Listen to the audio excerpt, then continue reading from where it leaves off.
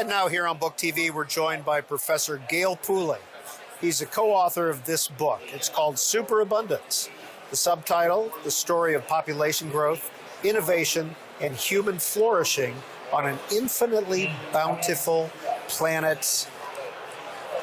Professor Pooley, what do you mean when you talk about superabundance? Well, first of all, thanks for giving me the opportunity to kind of share what we've kind of discovered in our research. The idea of superabundance is this, it really occurred to us when we were looking at this original bet between Julian Simon and Paul Ehrlich. If you remember that back in the 1980s, you had Paul Ehrlich who had written The Population Bomb. And it was this book that kind of painted this dystopian future that things were going to crash and England wouldn't exist and we were going to starve. And there was an economist that picked up the book, read it, and initially thought, well, the theory, the model sounds like it makes sense, but maybe I should go back and look at the data and see what the data say about resources, how abundant resources are. And as economists, we look at the price of resources. You know, if something is running out, it should be getting more expensive. Well, what Julian Simon found is that the price of these things wasn't going up, they were going down. So how could you have something that was becoming more scarce that was becoming cheaper? So he begins to research other things. He starts looking at these non-renewable metals like copper and chromium. And then he extended it to lumber and all of these other resources. And what he observed is as population increased, these prices of these resources actually went down. So he published his findings, and it created this huge contention between the two. Science magazine had published his article. So they have this disagreement, very public, and finally Julian says, hey, why don't we just bet? Paul, you pick 5 metals, you pick how many ever you want, and I'll bet you that they're going to be cheaper in the future. So Ehrlich and 2 of his friends picked 5 metals. It was chromium, copper, nickel, tin, and tungsten. And they put $1,000 on the table and said, okay, let's bet for 10 years and let's see what happens. Well, 10 years later, the bet comes due, and the inflation-adjusted prices of these 5 metals had fallen by 36%. So it's like, and that was during the same decade that we had the highest growth of population on the planet. So the population's doing this, but these prices are doing that. And so he writes this check to Julian, and Julian says, well, would you like to bet again? You know, let's keep doing this bet. And so we've always been, as economists, we've always been interested in that bet. We felt like this check was one of the most important checks that had ever been written in economics. So in simple form, how is it that population growth equals more abundance? Well, it's kind of counterintuitive because you think, well, if we have this pie, I've got this pizza, and I keep inviting friends over, the slices all get smaller, we're going to run out of pizza.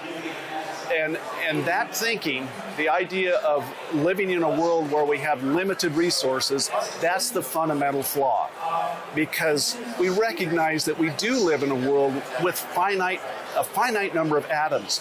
Economics is not about atoms. Economics is about knowledge, the creation of value when we add knowledge to atoms. And that's really where it comes down to this core issue. Human beings are the source of knowledge. And as they come and they bring their knowledge and they discover and create knowledge, it makes these things much more abundant and much less expensive. That's the basic idea that we explore in the book. Take it to oil, which is a product we talk about all the time. We thought we were going to run out of oil, that we had peaked on oil. Yeah, well, if you go back even further and look at the history of oil, when we first found it, it was bubbling up on the ground. You go to Pennsylvania, it's like, wow, that stuff is stinky and it's a liability. But through thinking about what could this be used for, and we discovered, hey, if you heat up the oil and steam it, and when it condenses, it turns into these other substances like kerosene. Kerosene then became this valuable asset that replaced whale oil. Because the price of whale oil was doing this, people wanted to buy this whale oil. So we're out hunting all these whales to try to get their oil. to operate these light lamps. And so kerosene comes along, it's a substitute, and it's much, much cheaper to do that. So suddenly this liability becomes an asset, and it was because it was always there, but what wasn't there was the knowledge of how to make this stuff valuable. George Gilder, my friend, he says who wrote the introduction to Superabundance. Right. He makes this really great observation. He says the difference between our age and the Stone Age is entirely due to the growth in knowledge. We're not getting more atoms, what we're getting is more knowledge, and knowledge really is the product of free human beings that are able to explore and innovate. And that's what's allowed us to escape poverty, is this growth in knowledge. And that's a function of human beings. So if you really want to have more stuff, you got to be in favor of more human beings. Well, now you teach economics at Baylor. At BYU. BYU, I apologize, BYU in Hawaii. Yes. And at Brigham Young. And your co-author is whom? Marion Tupy. He's a senior editor at Cato Institute with Human Progress. And one of the theories that you talk about in Superabundance is time prices. Okay. What is that? Okay, great. So and what's the example that you use throughout the book? Okay. So first of all, we remember that we buy things with money, but we really pay for them with time, right? When you buy something, it's like, well, I got to go earn the money to take the money and then buy this thing. So what we said is, if we buy things with money and we pay for them with time, can we measure things? We can measure things in dollars and cents, but we can also measure things in hours and minutes. If a pizza, for example, costs $20 and I'm earning $40 an hour, that pizza costs me 30 minutes. So that's the time price. So everything then gets converted from money to time. And it really has four benefits. Time has four benefits over money. The first benefit is you don't have to worry about making adjustments for nominal dollars and real dollars. You can avoid the whole inflation issue. All of this CPI and, what's the CPI and all of these adjustments that we try to make as economists to adjust back to some real number. You can avoid all of that confusion. Just go straight to the time price. The second advantage is once you've developed a time price, you can look at the time price of anything through history. What was the time price for a loaf of bread in Paris in 1850? What is the time price of a loaf of bread in New York today? You can look at those two time prices and measure the change in that time price. So convert money prices to time prices and then look at the change in the time price over time. That's really what we think yields this true insight about resource abundance. If the time price is going down, it means that resource has got to is becoming more and more abundant. And the reason that the time price is going down, two things, is that when we have innovation, we're going to see it show up both in lower prices and higher incomes. When you have a new innovation in a business, you're able to pay your employees more money, so the income actually increases. So time price more fully captures innovation than just a money price. So we like time prices a lot. And then the other reason, if I got four here, the last reason is that we relate it back to this fundamental measure of time. Time of the seven measurements that we use in science, 6 of them relate to time. So if we can take economics and relate it back to time, then we have this universal constant that's recognized for everybody. We all get 24 hours a day. Everybody on the planet has this sense of what time is. And so we think time prices really are the true prices versus the nominal and real. We think these time prices better capture what it really costs you to buy something. The example you weave in throughout the book is a farmer in India and a farmer in Indiana. Okay, that's a good one. Go back to 1960, and you're a guy in India. How much time do you have to spend to earn the money to buy your rice for the day? And back then, based on what the price of rice was and what hourly income was, it would take about 7 hours, 7 to 8 hours. Basically, I work all day to earn the money to buy my rice. Well, since 1960, the price of rice has fallen and incomes have increased in India, so now it takes less than an hour. So there's been like this 80 to 90% drop in the time price of rice. So in India now has 6 or 7 more hours a day that they can devote to something else.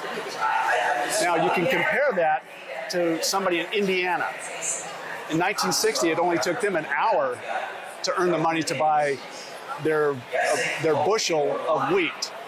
Today it takes less than 6 minutes. So their time price has fallen by the same amount, but who's actually better off? Is it the guy in India that has 6 hours or the guy in Indiana that has another 50 minutes? So it really shows us that these time prices are allowing this equality of life, because now people have more and more time to be able to devote to other activities. You talk about the issue of innovation surprises in your book, Superabundance. Is innovation incremental, or are there surprises? Yeah, we would divide it into there's this idea of continuous innovation where, I'm going to grow at 3, 4, 5% a year. But then you also have these punctuated equilibrium periods. Pony Express, for example, is going along, and suddenly you have the telegraph, and boom, you get this big gain all in one day. I mean, one day it takes this much time, and the next day it's like, wow.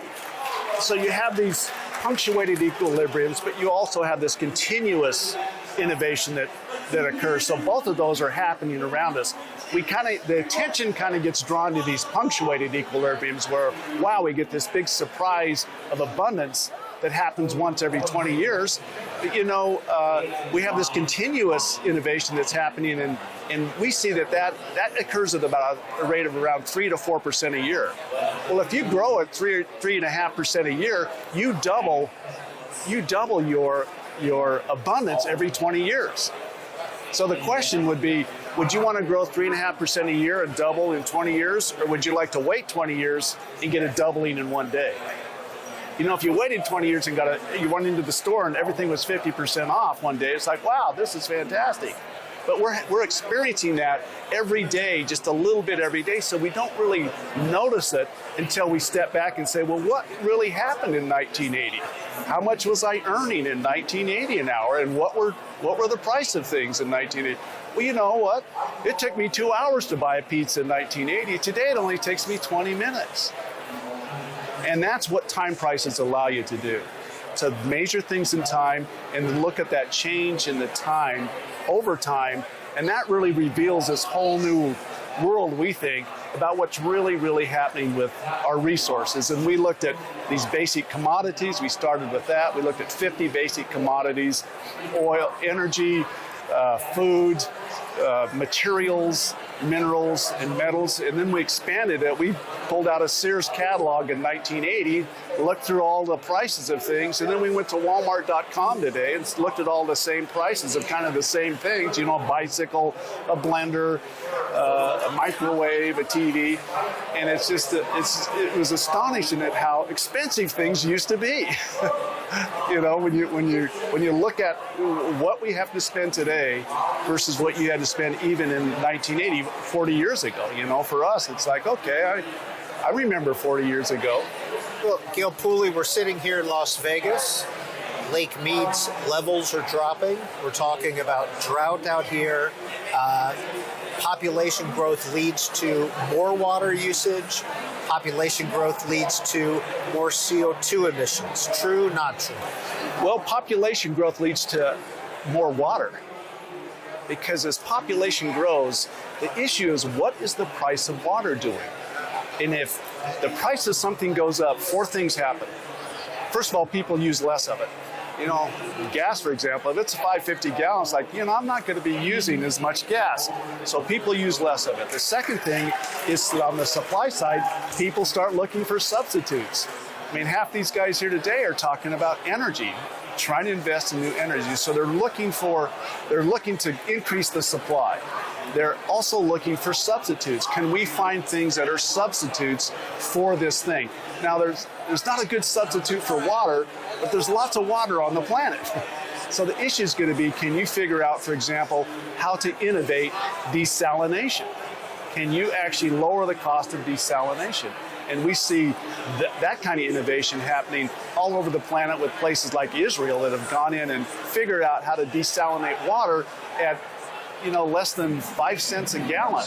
Or, I mean, it was like a half a cent a gallon. It's just phenomenally inexpensive today to desalinate water. So if we can trust human innovation to show up when prices go up, then we can expect these resources to not become more scarce, to become, in fact, more abundant, because now you're taking and you're applying knowledge to atoms. You really, we say, you're intelligizing atoms. You're adding intelligence to atoms in the way that you organize those atoms. For example, Cesar Hidalgo, this great economist that was at MIT, he draws up this analogy. He says, you go and buy a $2 million Bugatti sports car. And it's this beautiful car, and in your excitement, you drive it off the lot, and you're driving it, and all of a sudden you crash it, and the thing is boom. So what's happened to the value of the car? Well, it disappeared, but all the atoms are still there. The atoms are still there. It was the organization of the atoms that made it valuable, not the atoms. This guy here, and you got like 6 ounces of basically sand, silicon, and aluminum. Well, what makes it so valuable is it's the way that we've been able to organize these things, the knowledge that we're adding to this material, physical world, and that's what economics really is looking at. When you walk into the store to buy a loaf of bread, how many times you go up and count the number of loaves on the shelf? You ever count the number of loaves on the shelf? What's more important to you, the number of loaves on the shelf or the price? It's the price, right? And that's economic thinking. It's what is the price? The information contained in that price really tells you about what you should do. So if you think like an economist, instead of, we make fun of accountants. Accountants like to count everything, well, how much oil do we have? How much are we using? Oh, we're going to run out in 5 years. No, the price will actually signal to all the people that are in the market about changing behavior that ultimately will create this abundance, because the focus will be on, let's go out and discover and create new knowledge that will convert this scarcity into an abundance. You go back to your issue of oil. Yeah, we're experiencing this oil thing right now, but is it due to this fundamental, are we really running out of oil, or is it something else that's affecting the price in a temporary nature? If you look at the price of oil and how much it takes you in terms of your time to earn the money to buy a gallon of gas, it's been going like this. I mean, we have these periods of up, but the underlying trend is that time price is continuing to get lower and lower and lower, which really we can say it's becoming more and more abundant. A car, for example, today gets twice the mileage of a car in 1980.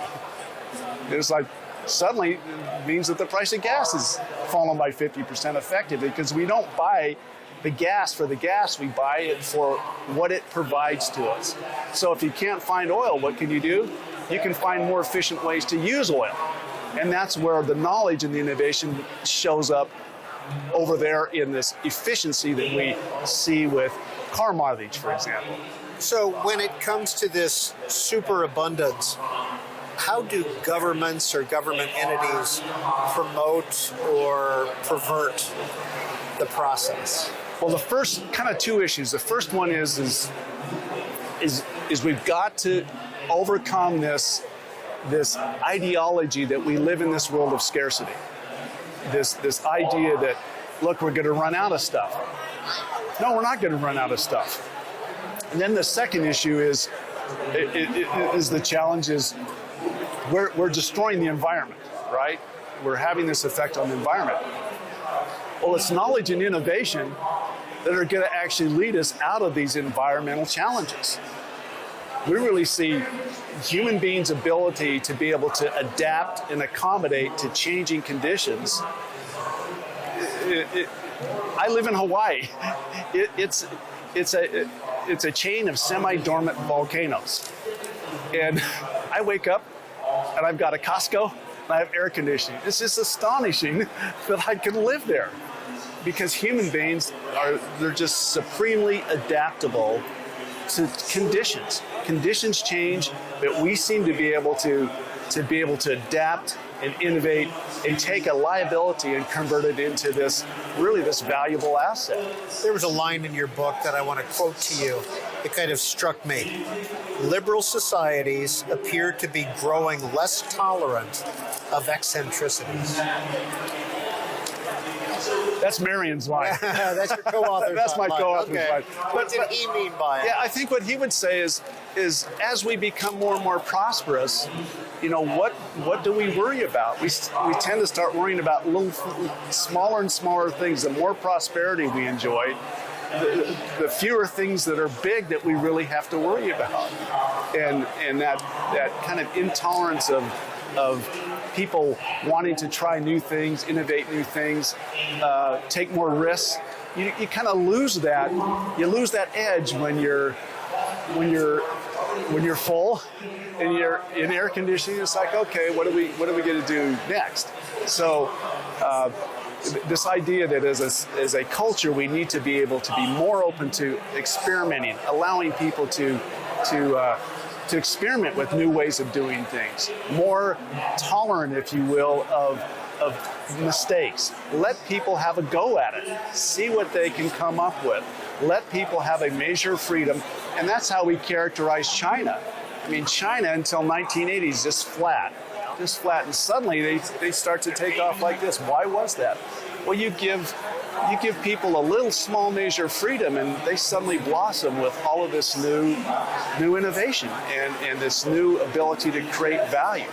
And this fundamental argument that we make is superabundance is the idea that your resources are growing at a faster rate than population. It's as if the more people that you bring, they not only bring their pizza, but they bring pizza to share with everybody else. So every 1% increase in population corresponded to about a 3 to 4% increase in personal resource abundance. So these people show up on the planet and suddenly I'm 3 or 4% richer. And that's what we've seen over the last 200 years. This book the introduction is written by George Gilder. You have blurbs of support from Jason Furman of the Obama administration, Jordan Peterson, Steven Pinker. You did something right to get that diverse group of people to agree on your book, correct? That was Marion. Marion knows all those guys. And, I think what they were able to see is, look, you have this framework looking at things with time prices instead of money price, and it reveals a completely different picture of what's happening. So we have this framework, and then we go out and apply it to this actual data, and we see a different world. It's like the telescope almost. I mean, it's like once you have this instrument, this way of looking things, then you see a completely different world.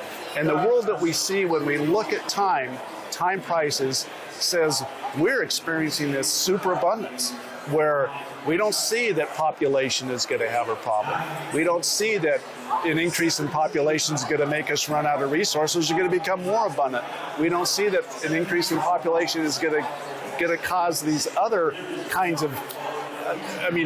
Recently our story here was about Elon Musk versus the new Malthusians, and we have these new Malthusians. Malthus was this guy in 1798 that wrote this book that said population's going to do this, but your food's going to do this, and you're going to crash. And that Malthusian thinking has been kind of this we think it as it's been kind of this virus that's affected our culture, that we're going to run out of stuff. And we have it today. Bill Maher, he talks about, we got too many people, we got this pollution. AOC says, is it still okay to have children? It's like, you know, there's never been a time on our planet in the history of humanity where we've had more abundance to be able to have more children. It's really true. Let's go back. Did Paul Ehrlich of the population bomb ever publicly apologize for getting it wrong, or did he just cut the check? He cut the check, and he claims actually, I saw an interview with him here the other day, and he said, I wasn't extreme enough. I'm still right. It's like, well, Paul, there's still time to repent, I guess. Gale Pooley, final question, a little selfish exercise. You were born in 1955. I was born in 1960. How has our economic world changed in our lifetimes? Well, if you go back to, we have data that goes back to 1960 that we can do a trend line. You know, we're growing, so I'm 60 years old. Every 20 years, my life has doubled. On the average, my life standard of living is doubled every 20 years. So I went from 1 to 2 to 4 to 8. So I'm really 8 times better than I was in 1955. You think about your life. What did you have in 1960? You've got at least 8 times more today. You really do. You know, I show my students this, and I say, well, what did you pay for this? And they say, well, I paid $600.